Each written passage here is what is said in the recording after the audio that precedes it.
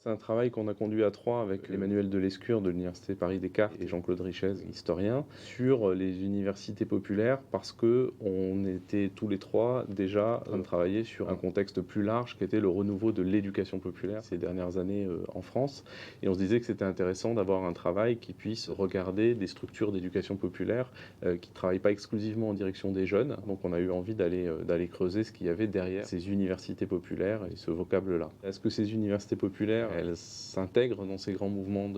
d'éducation populaire? Elles ont une histoire qui est assez commune puisqu'elles naissent à la fin du 19e siècle pour les premières et pour certaines demeurent encore aujourd'hui. Elles sont intéressantes parce qu'elles sont à la fois des associations comme les autres, au sens où elles ont les mêmes problématiques que tout un tas d'associations sociales et culturelles dans les territoires français en termes de renouvellement de générations de militants, de problèmes de financement, de rapport aux appels à projets, etc. Mais elles ont un rapport dans leur objet social à la connaissance, puisque leur objectif c'est de diffuser les connaissances et de permettre l'accès au savoir à tous. Et donc cette définition, elles le partagent avec l'ensemble des mouvements d'éducation populaire qui se définissent aussi avec ces objectifs de l'accès au savoir pour tous.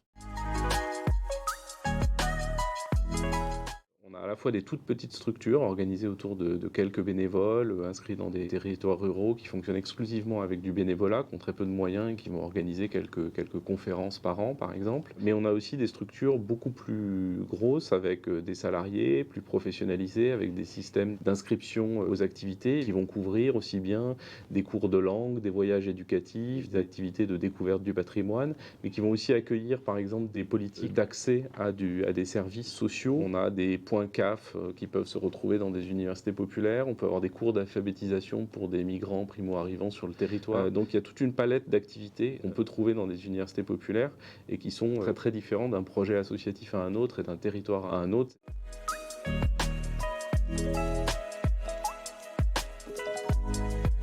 Elles ont toujours plusieurs types d'activités, c'est-à-dire qu'elles peuvent ne pas avoir de lien pour les activités qui sont de type santé, bien-être, etc., mais en avoir pour les cours de langue ou pour les conférences qui sont faites en semaine, le soir, sur des grands thèmes de société. Donc très souvent, en fait, les activités articulent un peu les deux, des relations avec le monde académique et puis de la mobilisation des savoirs tirés de l'expérience dans un collectif de bénévoles inscrits dans la localité en général ou les communes qui s'organisent autour de l'université populaire. Quand les universités populaires ont été créées par des universitaires qui veulent avoir une activité associative en dehors de leur travail, le rapport à l'université est quand même très proche, mais par les réseaux des intervenants, pas avec l'université comme structure, mais avec les intervenants eux-mêmes. Quand on est dans une situation où c'est une université populaire qui mobilise au coup par coup un conférencier, le rapport à l'université est déjà beaucoup plus distant, puisqu'elle est au coup par coup sur les thèmes, donc on va prendre un intervenant, en fait, finalement, un peu extérieur au projet associatif.